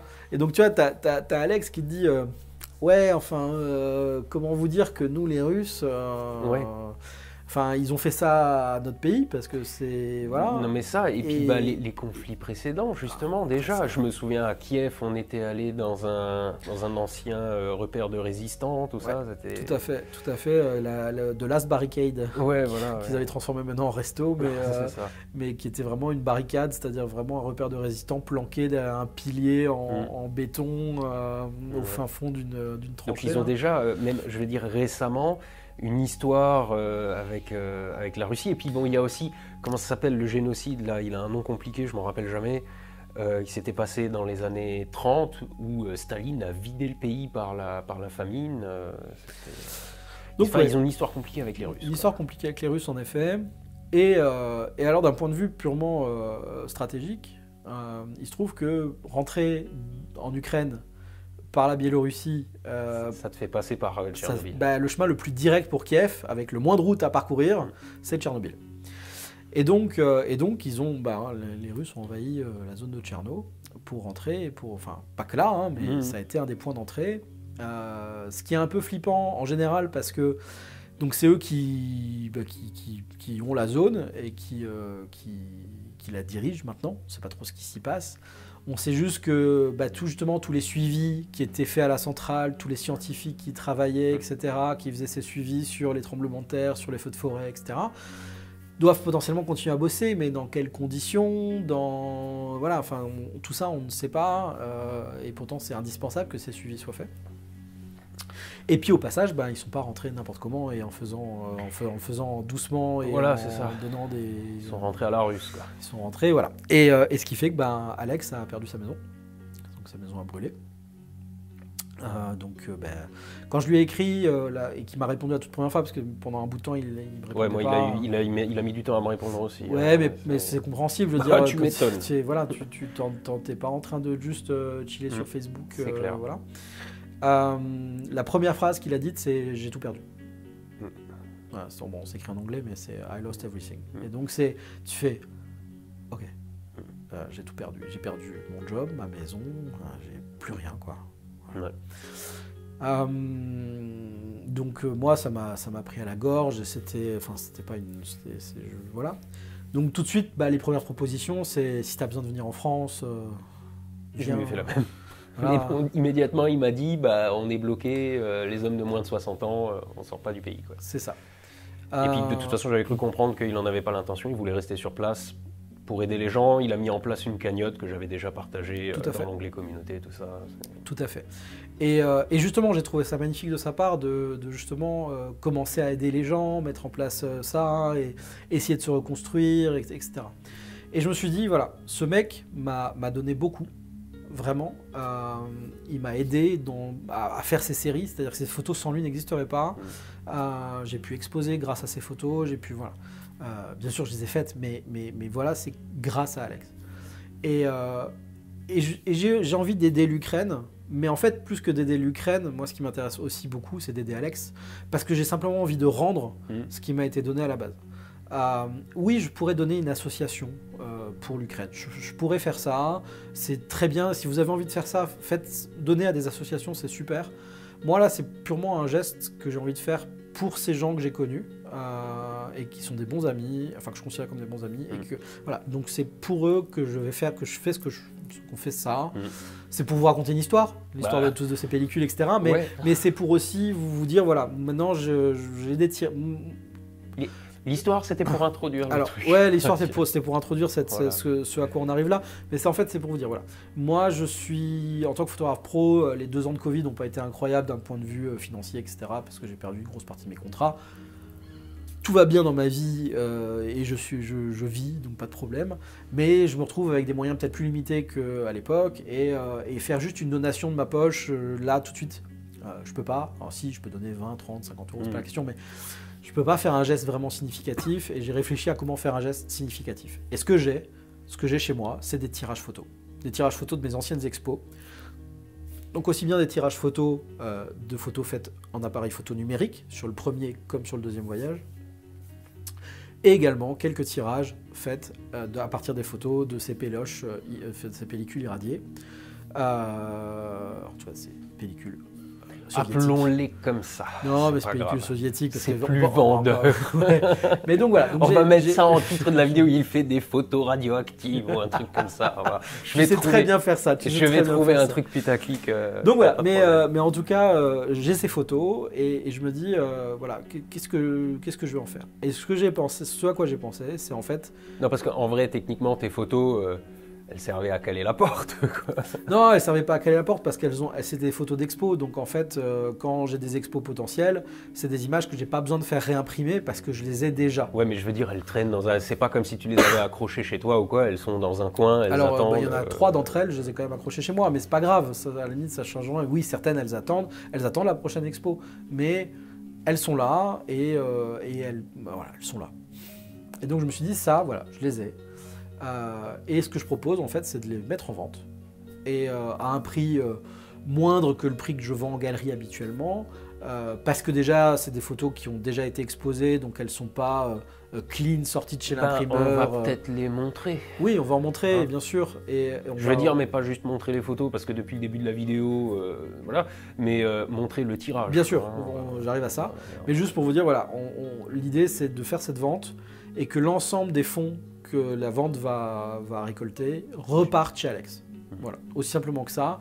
Ça ne va pas aller dans une association, ça ne va pas aider 150 personnes. Alors après, ça je dois dire quand même que la dernière fois que je lui ai parlé sur Messenger et que je lui ai dit qu'on avait ce petit projet, il m'a dit non mais les mecs vous êtes fous, il y a d'autres personnes qui en ont plus besoin que moi et tout. Le mec il n'a plus de baraque, voilà. Mais je lui ai dit bah écoute c'est pas compliqué, hein. Une fois que tu as le pognon, si tu veux t'en servir pour aider les voisins, t'aides les voisins. Il m'a juste répondu un truc, deal. Donc voilà, deal c'est... Marché conclu. Marché conclu, j'ai envie d'aider les gens qui m'ont aidé. Voilà, c'est aussi simple que ça. Et en même temps, vous aidez parce que c'est vous qui donnez des sous, mais vous recevez un tirage photo. Donc oui, voilà, et puis quelque part, c'est comme si je les vendais moi sans rien vous dire et qu'après ces sous, je les filais à Alex. C'est ça. Donc au final, ça ne va pas changer grand-chose. Pour vous en tout cas, vous recevrez juste une photo. Ce qui va changer, c'est que, on en parlait, le tirage photo ne sera pas forcément aussi neuf que... Voilà, c'est pas des tirages neufs. Je montre Ok, alors. Donc, hop là. Tu as mon autorisation de faire un regard caméra pour être sûr que tu es bien dans le cadre avec ton image. Ok, très bien, merci monsieur. Merci pour l'autorisation. Donc, voilà, ce genre de photos. Alors là, c'est des petits formats. Ceux-là, ils sont quasi neufs parce que c'est ma toute dernière expo. C'est quoi ça? C'est du 40 par... C'est du 20-30. Ah non, c'est du 20-30. Ah oui, ça c'est du 20-30. C'est du grand 20-30 ça. Ah non, c'est du 20-30. Tu veux prendre un mètre pour mesurer? Ah putain, je sais pas, il me paraît grand. Voilà, donc ça c'est du 20-30, c'est donc le plus petit format que j'ai. Là par exemple, on est à l'intérieur de la centrale, c'est de la photo numérique, attention. Hein. Donc ça, des formats comme ça, il y en a 3, elles sont sans aucun défaut. Donc ça c'est les turbines, ça, hein, si je dis ouais, c'est les turbines à eau, tout à fait. Ouais. C'est les turbines à eau qui envoient de l'eau froide pour refroidir le réacteur. Elles sont montées sur ce qu'on appelle de l'alu d'Ibon avec des accroches à l'arrière, comme ça vous pouvez directement les accrocher au mur.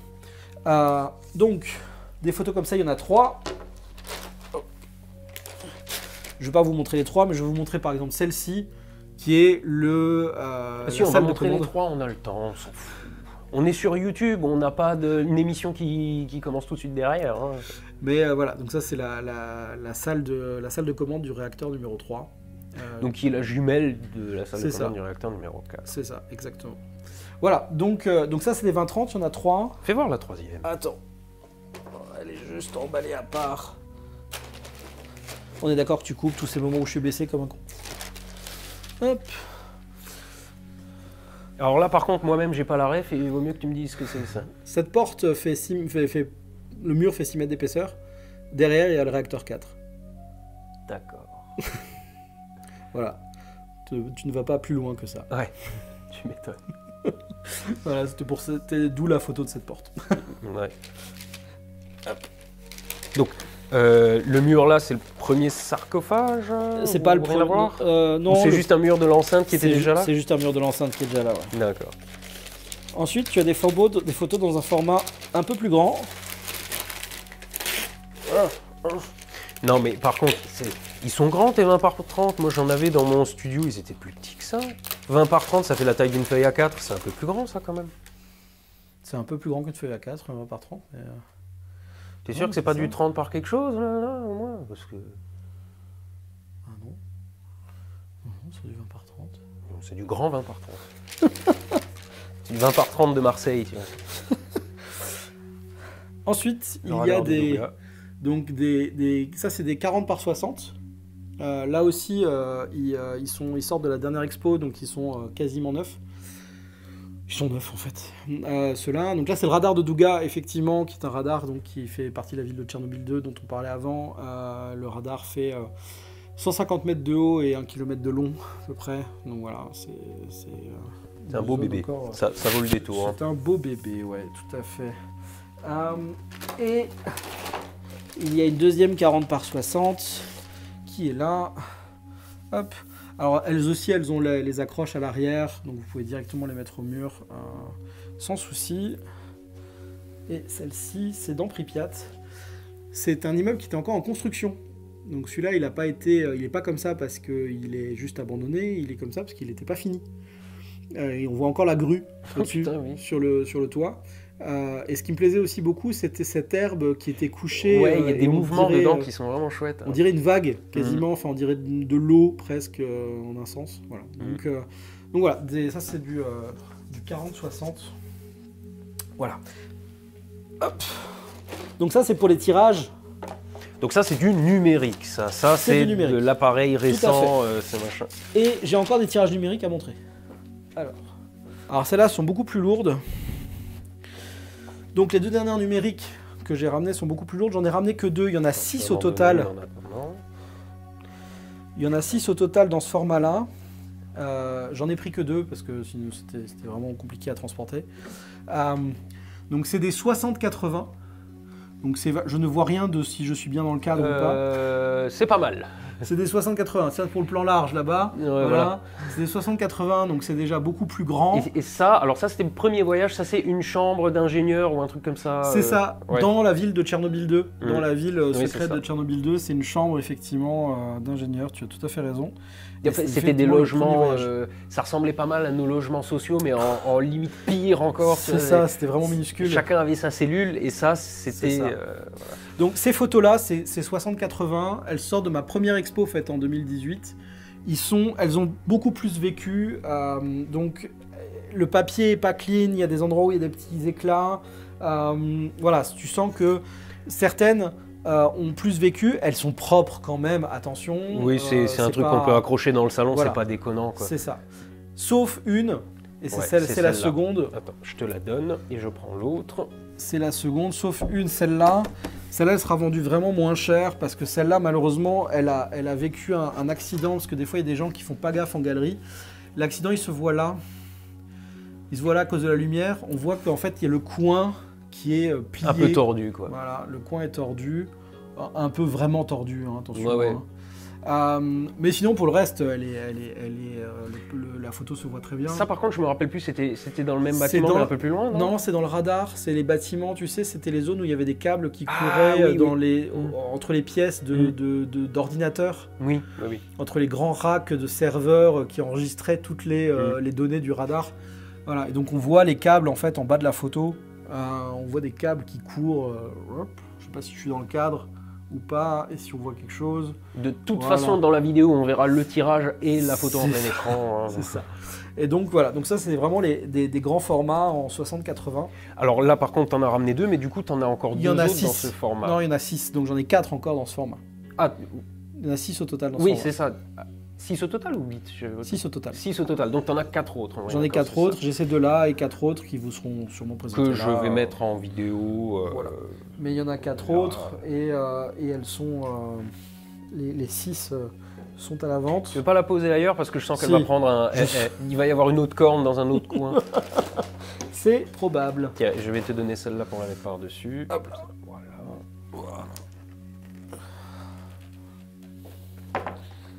Voilà. Donc ça, c'était pour le numérique. Tout à fait. Maintenant, on attaque un autre morcif. Donc oui, on attaque un autre morceau. Là, j'en ai sorti qu'une. J'en ai 6. J'en ai sorti qu'une parce que elles sont vraiment fragiles. Alors, je vais les tenir comme ça. Donc ça, c'est une des photos faites avec la pellicule irradiée. Elles sont vraiment fragiles pour 2 raisons. D'une part, j'ai voulu un papier photo très spécifique qui est un papier photo frangé, c'est-à-dire que les bords là sur le bord sont pas droits. Il y a une espèce de frange qui se fait. Le papier a l'air assez brut en fait. Le papier est très brut. Je voulais un papier qui rappelle l'esprit de la photo. Donc c'est un papier qui a un côté musée comme ça, qui a un côté toile de peintre, papier canson, grain très épais. Et elles sont quand même collées sur une plaque de Dibond, mais vu qu'on voulait garder le côté frangé, la plaque ne va pas jusqu'au bord du papier, parce que sinon, on ne verrait pas le côté frangé du papier. Et ces photos, malheureusement, ont été exposées dans une expo très particulière, où les photos sont exposées à plat, et ne sont pas accrochées à des murs. Et c'est pour ça qu'elles ne disposent pas d'accroche à l'arrière. Voilà. Donc ça, c'est un peu plus compliqué à accrocher. Ce que je propose, c'est de les faire mettre... Le problème, c'est pas tant de l'accrocher, parce que à la limite, les fixations avec un rail comme ça se colle. ça s'achète et ça se colle derrière. Bien sûr. Par contre, le problème, c'est l'expédition. Alors oui, parce que si c'est pas quelqu'un de Strasbourg qui m'achète une photo comme ça, si c'est quelqu'un de Strasbourg, je peux lui livrer en main propre, c'est pas un souci, ou Strasbourg ou la région. Hein. Mais si c'est quelqu'un de plus loin, je fais l'expédition. Et les prix sont frais de port inclus. Voilà, l'expédition est incluse. C'est des expéditions compliquées, hein, ça se fait pas comme ça. Mais là, clairement, les autres... Ouais, on a un tireur à Strasbourg avec lequel on... Alors moi, je bossais avant, hein, je fais moins de photos, je bosse moins avec lui. Toi, tu bosses encore avec lui. Tout à fait. Et Fabrice a l'habitude de faire de très grands tirages, très fragiles, et de les expédier. Donc on parle de caisses en bois, on parle de trucs, de l'expédition propre. Disons que la photo, elle arrive en bon état, il y a assurance, il y a tout le merdier. Voilà. C'est ça. Par contre, ça, même emballé dans du papier bulle, les bords, ils vont morfler. Les bords vont morfler puisqu'ils sont pas, c'est juste du papier quoi, donc ça risque trop de morfler. Et donc l'idée c'est soit vous venez les chercher, voilà, première solution. On se rencontre, on boit un verre, je vous remets en main propre, pas de souci. Soit je les ferai mettre en caisse américaine. C'est une caisse en bois en fait qui se met autour de la photo.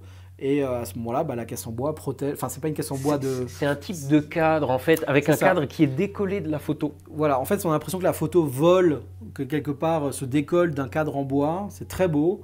Enfin, moi, je suis pas méga fan, je préfère quand il n'y a pas de cadre du tout. Mais c'est un avis personnel. Ça il y a dépend. beaucoup de gens qui aiment beaucoup la caisse américaine. Et donc, du coup, l'avantage de la caisse américaine, c'est que ça protège les bords frangés de la photo. Voilà. Il y en a une chez moi qui est déjà dans une caisse américaine, mais malheureusement, celle-là, je peux pas la donner parce que c'est ma photo et qu'elle est hors numérotation. Oui, mais par contre, tu peux éventuellement me faire une petite photo au smartphone, me l'envoyer et puis je la mets dans la vidéo, comme ça on voit comment ça rend en caisse américaine. Bien sûr, je peux faire ça. Mais voilà, mais en tout cas, il y en a 6 comme ça, dans ce format-là, faites à la pellicule irradiée. Donc voilà. Donc voilà pour l'idée. Donc en fait, ce qui va se passer, c'est que je vais faire un Google Doc avec l'ensemble des photos proposées et leur prix. Et Alors, juste, dis-moi. il y a les gens qui vont aller voir, mais histoire de donner une idée du prix dans la vidéo, que les gens sachent à quoi Pardon, s'attendre. bien sûr, bien sûr. Alors, grosso modo, ce que je me suis dit, c'est que j'ai pas envie de les vendre. Grosso modo, ce que je me suis dit, c'est que j'ai pas envie de les vendre leur prix habituel. Je les propose à en C'est fonction... quoi le prix habituel? Alors, le prix habituel. Sur les plus grands formats, les 60-80 en galerie, se vendent environ 800 € la pièce. Et après, le prix est dégressif sur le format. Donc, par exemple, les 20-30, habituellement, c'est 290 €. Les moyens, ça va être aux alentours des 500 €. Celles en numérique, elles sont à ces prix-là parce qu'elles sont limitées aussi à 10 exemplaires. C'est-à-dire que c'est des exemplaires numérotés. Ce sont des objets d'art. Voilà, ce sont des vrais tirages d'art. Ce sont des œuvres d'art. Voilà, c'est des tirages d'art numérotés. De d'art. Oui, c'est une œuvre d'art, donc un tirage d'art numéroté qui vient avec un certificat d'authenticité, qui authentifie l'œuvre comme étant de ce format-là, dans cette taille-là, dans cette finition-là, et ayant le numéro un tel. Voilà, c'est pas un cadre Ikea ou un truc fabriqué à la chaîne, quoi. Et donc, quand il y en aura plus, c'est-à-dire quand j'en aurai vendu, par exemple, d'une photo, si j'ai décidé qu'elle soit limitée à 10 exemplaires, quand j'en aurai vendu 10, il n'y en aura plus aucune autre de vendue, jamais. C'est ça. Donc ça, c'est pour les photos numériques. Elles sont limitées à 10 exemplaires, ce qui explique aussi leur prix. Les photos faites avec la pellicule Alors, irradiée... elles sont limitées à 10 exemplaires que toi, tu as décidé de faire. Mais par contre, là, les tirages que tu as, il y en a un de chaque. Ah oui, voilà. Il y en a un de chaque. Ça. Pour cette vente, il y en a un de chaque et j'en referai pas plus. Mais par contre, pour les photos à la pellicule irradiée, là aussi, il y en a un de chaque, des 6. Mais surtout, je les limite à 5 exemplaires. C'est-à-dire que cette série-là, elle me tient plus à cœur, donc je trouve qu'elle est censée avoir plus de valeur, donc elle est plus limitée. Plus une photo est limitée, plus elle est chère. Voilà. Donc ces pellicules-là, ces photos-là, en galerie, sont vendues 1500 € la pièce, habituellement. Voilà. Donc l'idée, c'était de faire 50% de remise sur tout, globalement. Un peu plus sur celle qui a le coin écorné. Parce que, bon, si personne en veut, je comprendrais. Celle-là, voilà, je la garderai chez moi. Mais pas de souci. Mais voilà, en tout cas, c'était de faire 50% de remise. Donc on parle de minimum 150 € pour les petites en numérique. Et ça va monter à 1700, 750 pour celle à la pellicule irradiée. Sachant que, alors moi ce que je disais, c'est que Madrid, évidemment, tu vas fixer tes prix, c'est ton matos. Parce que bon, il faut aussi se dire que pour certains, ça va peut-être paraître cher pour une photo, mais ça coûte cher à fabriquer ça. J'en avais déjà parlé dans une sponsor pour Displate. Je me rappelle, j'expliquais que le Dibond, c'est beau, mais c'est fragile et c'est cher. C'est pas de la merde. Et du coup, le but pour toi, c'est pas non plus de les vendre à perte. Parce que le but, c'est de donner de l'argent, mais de toute façon, elles sont chez toi, elles attendent. Mais le but, c'est pas non plus d'y laisser des plumes, quoi. Bah oui, c'est ça. C'est-à-dire qu'en plus, si j'inclus l'expédition, etc., ça va déjà me coûter de l'argent. C'est ça. Mais au-delà même de ça, je veux pas les vendre à perte. Et surtout, je veux faire une donation. Donc à un moment donné, faire cette donation implique que ça rapporte un peu quelque chose. Voilà, je voulais qu'il y ait un geste dans les deux sens. C'est pour ça que je les propose moitié prix de ce que je vends habituellement. Et en même temps, je veux pas qu'elles partent à 50 €. Le but, c'est pas de les brader. Mais du coup, moi, ce que je t'avais proposé, après, tu feras ce que tu veux, mais ce que j'avais dit à Madrid, c'est il propose les photos au prix minimum auquel il estime que, qu'ils rentrent dans ses frais, qu'il puisse inclure l'expédition, etc. Mais dans la mesure où c'est de l'argent qui va ensuite partir en Ukraine, si jamais il y en a parmi vous qui veulent rajouter au bout, voilà. Ensuite, la règle, ce ne sera pas une enchère. Je veux pas que ce soit une enchère, ça m'intéressait pas, c'est aussi beaucoup de mise en place, c'est beaucoup de temps. Donc il y a des règles simples que j'ai mises en place pour que ce soit facile pour moi. C'est entre guillemets première arrivée, premier servi. Donc vous en avez envie d'une, vous m'écrivez par mail, vous me dites laquelle, je vous dis si elle est dispo ou pas. J'ai essayé de maintenir au mieux le tableau, le Google Doc dont je parlais à jour pour que vous puissiez marquer celles qui sont vendues ou pas déjà. Comme ça, il n'y a pas de mécontents avant de me contacter. Et puis, paiement par PayPal obligatoire. Voilà, pas de virement, pas d'argent liquide, que sais-je. Parce que du côté ukrainien, ils ont un PayPal et que ça permet d'avoir des transactions simples, faciles. Et ensuite, la promesse de mon côté, c'est que l'argent que je récolte part en Ukraine. Je ne fais pas de bénéfice sur ces ventes, aucune, c'est pas le but. J'y serai un peu de ma poche parce que je payerai les expéditions, etc. Pas de souci, mais je ne veux pas faire de bénéfice. Voilà. Donc voilà, ceux qui sont intéressés par le projet, toutes les photos sont visibles sur mon site internet, même celles qui ne sont pas proposées là. On va mettre un petit lien quand même. D'ailleurs, à sûr. tout hasard, est-ce que tu en as encore d'autres en vente? Est-ce que tu as déjà tout vendu, les exemplaires limités ou... Non, j'ai pas tout vendu, il y en a d'autres en vente, mais j'ai pas envie de mélanger les choses. Non, mais moi je disais juste ça pour moi.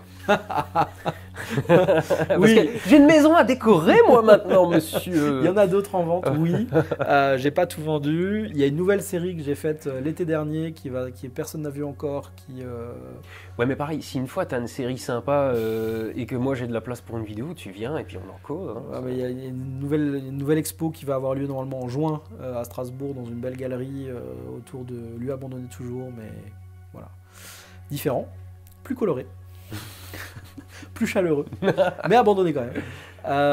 Et puis voilà, donc des choses vont arriver, ça se passe. Et cette série-là, à la pellicule irradiée, il y a eu certaines ventes, mais il y a encore pas mal d'exemplaires disponibles sur les numérotations. Ouais. D'ailleurs, bon, je vais quand même enchaîner sur un truc, parce qu'effectivement, pour certains diront c'est des sommes, et même pour ceux qui ont les moyens, qui ont envie ou quoi, si vous avez des questions, on va mettre...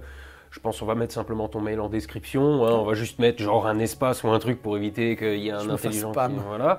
Mais sinon, si vous avez des questions, vous demandez directement à Madri. Et puis, c'est ça. T'es pas un asocial, tu réponds aux gens, il n'y a pas de problème. Aucun souci. Je suis dispo pour vous répondre, pas de problème. Vraiment, l'idée derrière tout ça, c'est de simplement rendre ce qui m'a été donné. Voilà. Et donc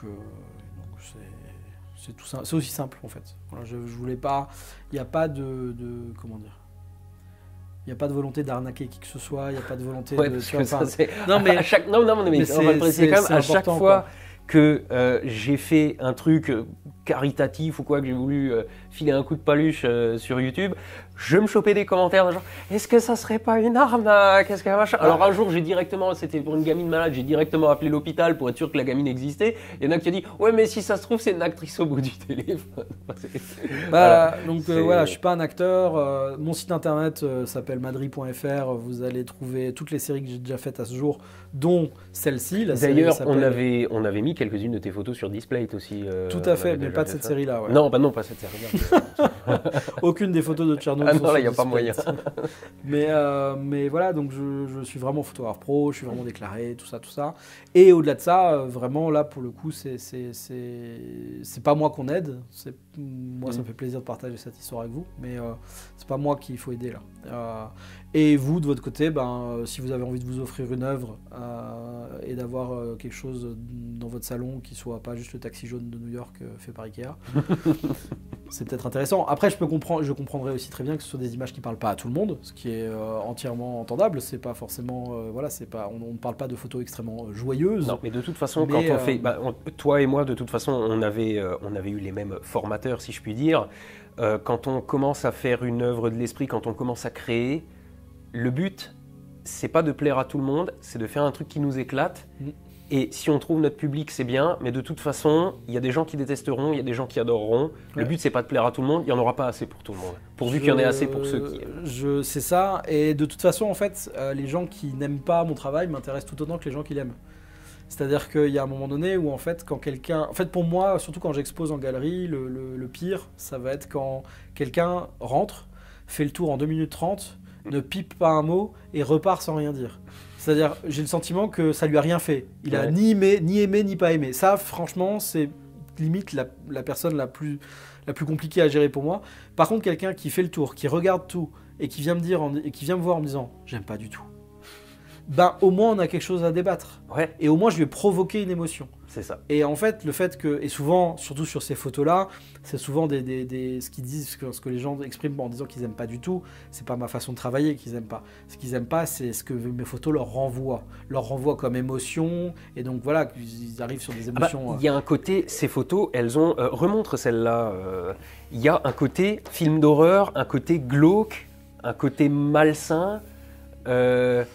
On aime ou on n'aime pas. Alors moi j'adore. Moi, Alors je là, surkiffe. c'est extrêmement fantomatique. En Voilà. plus, c'est juste deux poteaux qui sont attachés l'un avec l'autre par une chaîne en acier au milieu d'une forêt, voilà, en plein hiver. Donc oui, ça a un côté fantomatique très particulier, les couleurs complètement off, etc. Plus la Ouais, parce que texture dans le ciel. ça, c'est une photo cool. C'est une photo couleur, oui. C'est censé représenter. C'est censé être un ciel bleu ce jour-là. Grosso modo, ce n'est pas un ciel bleu. Voilà. Voilà. Mais oui, donc je comprends que ça puisse ne pas plaire. Et j'aime bien parler avec ceux qui n'aiment pas parce qu'au final, ils vont m'exprimer des sentiments. Et ils vont m'exprimer les sentiments qu'ils ressentent. Et qui sont des sentiments qui font qu'ils n'aiment pas l'image. Mais au moins, ils ressentent quelque chose. Et au moins, je les ai touchés d'une manière ou d'une autre. Et ça, c'est plaisant. Et voilà, c'est comme quand tu vas voir un film. Je trouve que un film où tu te dis, tu sors de la séance, tu te fais, bon, ok. Ouais. C'est les pires. Ça, c'est ceux que tu oublies le soir C'est même, clair. quoi. Parce que même quand il est vraiment mauvais, du coup, ça devient un nanar, et du coup, il devient bon. Et quelque part, il te provoque chez toi quelque chose. Parce que, Vraiment, tu vois, par exemple, je sais pas moi, Prometheus, je l'ai trouvé nul, mais parce qu'il est nul, ça me donne envie de le regarder, quoi. Pour m'en moquer, tu vois. Ouais, c'est pas juste. Bon, j'espère que personne se moquera de ça, mais. Mais bref, en tout cas, voilà. Alors, les gens, aujourd'hui, on va faire une vidéo review sur YouTube des photos de Madrid. Putain, qu'est-ce que c'est de la merde. Enfin voilà, donc en tout cas, l'idée est là. Je sais pas quoi dire d'autre. Ouais, Sors-moi de la merde, j'allais te Arnaud. suggérer de trouver le mot de la fin, mais Encore une fois, vraiment, vous n'êtes pas obligé de me suivre. Moi, c'est une proposition que je fais. Si vous avez envie de simplement vous offrir ces images, c'est peut-être le moment parce que vous allez le faire à un peu moins cher que d'habitude. Et puis que la cause qui soit derrière vous intéresse ou pas, ça change potentiellement rien. Enfin, tu auras toujours un mec qui dira « Ah ouais, mais non, moi je veux pas que... » Si la cause vous intéresse et que les images vous intéressent pas, je vous engage très fortement à donner dans une association autre pour aider l'Ukraine. Ne passez pas forcément par moi. Voilà. Si les deux vous parlent, et le fait d'aider cette personne, d'aider un Ukrainien, enfin des Ukrainiens pour le coup, et en même temps de vous offrir une œuvre, eh ben, vous êtes potentiellement au bon endroit. De toute façon, connaissant Alex, le pognon, il va pas profiter qu'à lui. C'est sûr. C'est sûr, c'est certain. Je veux dire, c'est un ensemble de gens. C'est pas juste Alex. Non, mais rien de ce qu'il m'en a dit. Déjà, de toute façon, il va... Voilà. Il y a besoin en plus. Il y a besoin, en effet. Bon, bah écoute, merci de m'avoir reçu en tout cas. J'espère que ça en intéressera certains. Ouais, et puis de toute façon, tu sais que pour toi, la porte, elle est toujours ouverte. Hein. Enfin, techniquement, elle est fermée pour pas qu'il fasse froid, mais bon, elle est ouverte, quoi. Oui, et puis il y a un molosse qui garde la porte. Ouais, c'est ça. Voilà. Ouais. Je sais que le jambon de Bayonne, elle aime bien. Donc, Bon. Bah alors, je crois qu'on a fait le tour. On va arrêter la vidéo là. On va pas tourner en rond des heures. Donc, levez les yeux au ciel, soyez astronogeek, et puis à la revoyure. Tu t'es piqué ta phrase. Oui.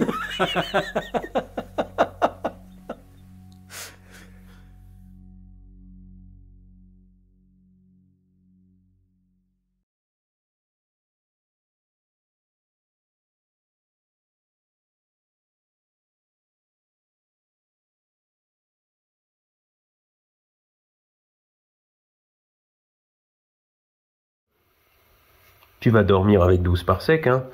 Oui, tu vas lui mordre le cul toute la nuit, hein? Oui. Dès qu'il ronfle, tu le réveilles.